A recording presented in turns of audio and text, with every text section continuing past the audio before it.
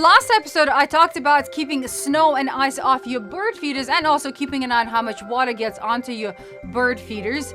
And about a year or so ago, I showed you how you can attach aluminum pipe plates or pizza trays right above your feeders to keep all that precipitation off your bird feeders. Well, Lynn Leduc tried that, and she said that hers were flopping about too much in the wind and making too much noise. So she tried something else, and she shared her ideas with us. So I'm just passing it on. So basically what she did is that she bought a couple of inexpensive salad bowls like these ones. I think she went to a dollar store to get them.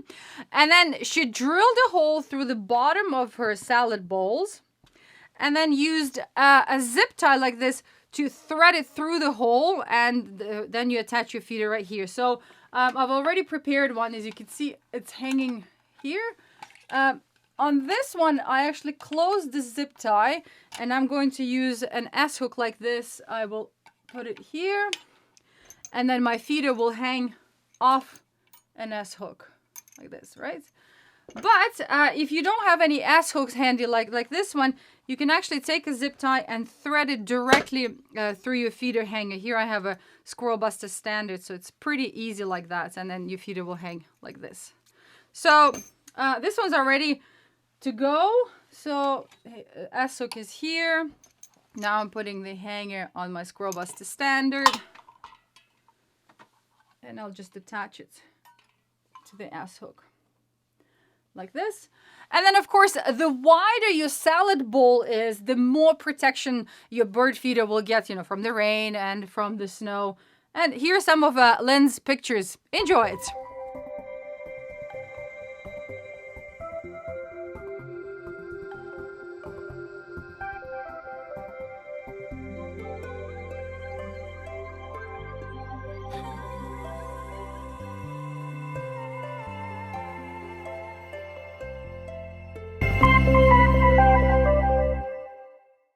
Sandra Seeley from Maryland is wondering if she should, or if there is a way to dissuade a raven from visiting her backyard. It's been bringing food and washing it in her bird bath, and she's worried that it's also been scaring her songbirds. Hi, Sandra.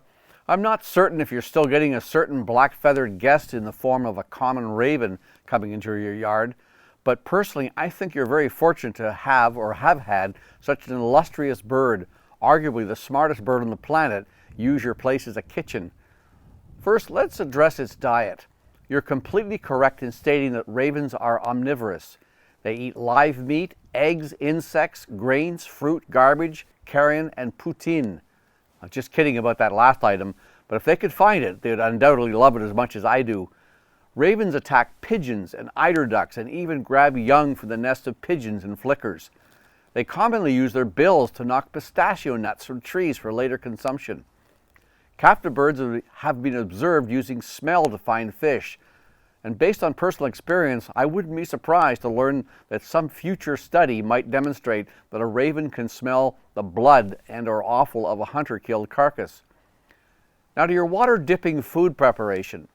Surprisingly, despite those massive beaks which can kill a small animal, they're not easily able to tear open the skin of a rabbit, deer, or squirrel carcass. Interestingly though, I could not find any mention of ravens dipping their food in water to soften it, like crows commonly do, not even in that ultimate authority, the species account in Birds of the World produced by the Cornell Laboratory of Ornithology. But why would one not expect the closely related smart ravens to figure that out too? As for dissuading the raven from your yard, the obvious thing to do is to take away the access to the bath for a temporary period. But keep in mind that the bird would not likely have any impact on your songbirds other than killing one stunned by a window or mauled by a cat. It is with great sadness that I announce the demise of an icon in the world of North American birdwatching. On December 22nd, 2021, the magazine known as Birdwatcher's Digest, a periodical that had lasted through 4 decades, closed its doors forever. Wendy Clark, the owner, had bent over backwards in Herculean attempts to keep the magazine afloat, but the ongoing pandemic was ultimately the last straw. Advertising money was drying up from COVID-struck companies, and the magazine began to falter badly. Based in Marietta, Ohio, and founded by the Thompson family in 1978, the publication was somewhat modeled after the world-renowned Reader's Digest, and it rose to a very high prominence among wild bird lovers in North America.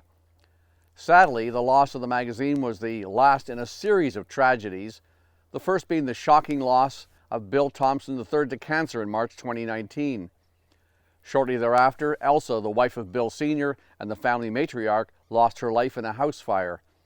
And if that was not enough, Andy, the brother of Bill, died of a heart attack a year later. The extinction of Birdwatcher's Digest was personally painful for me too. Near as I can remember, back around 1999, Bill Thompson III was looking for a replacement for the Stokes to write a column on bird behavior, and he found me. At one point, I was writing no less than 4 bi-monthly columns for the magazine and its associated newsletter. I'm so grateful to the Thompson family, may they rest in peace, and to Wendy Clark and my editor Don Hewitt for allowing me to write about what I love.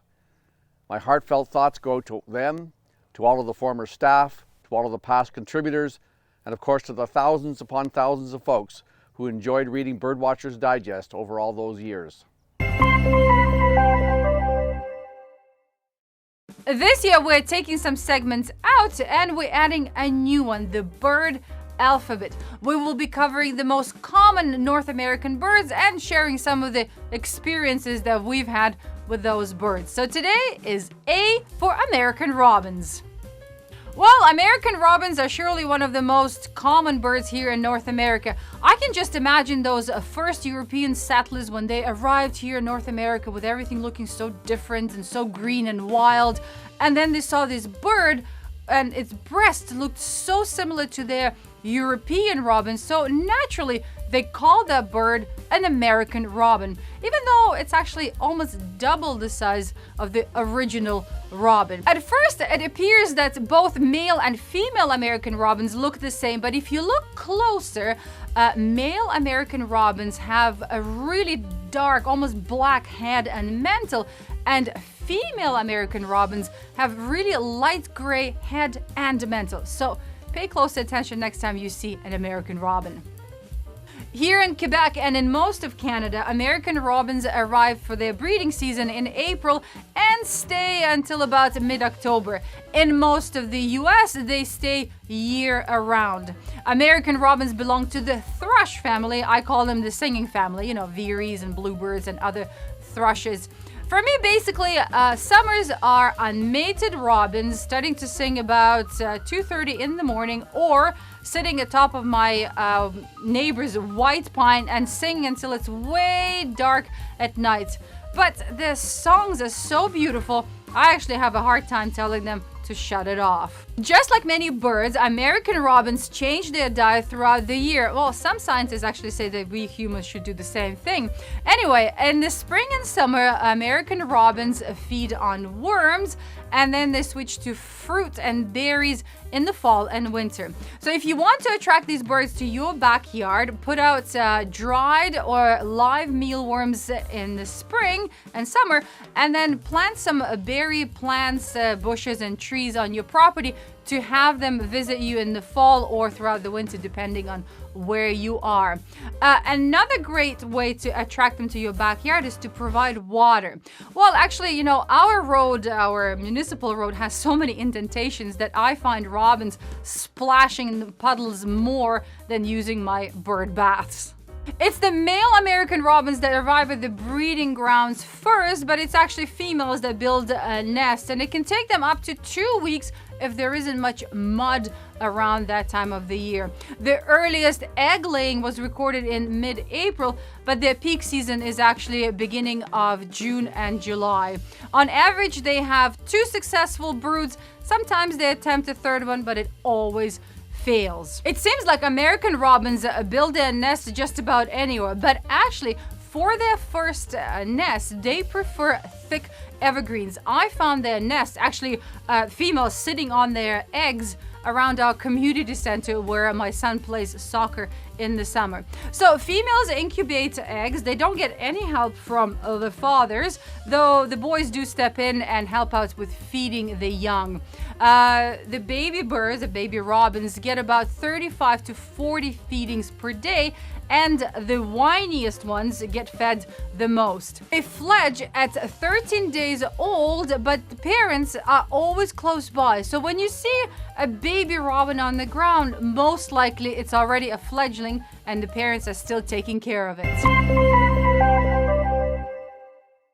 Alright, we're introducing a couple of changes in our photo contest. Our judges are asking for a little bit more time to make their choices because your photos have become so competitive.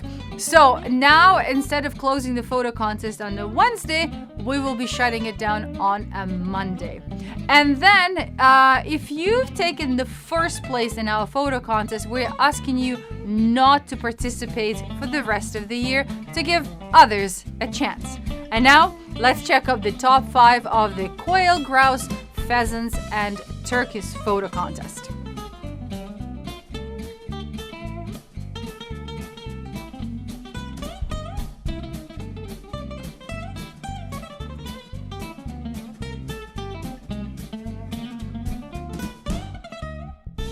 Here's the third place, the second place, and the grand prize winner. Congratulations, everybody. While February is all about love, so the theme is true love. Well, it's time to say goodbye. Let me know how it goes with homemade weather guards. And again, please remember our photo contest will be closing on a Monday instead of a Wednesday. Take care, everyone. I'll see you in 2 weeks.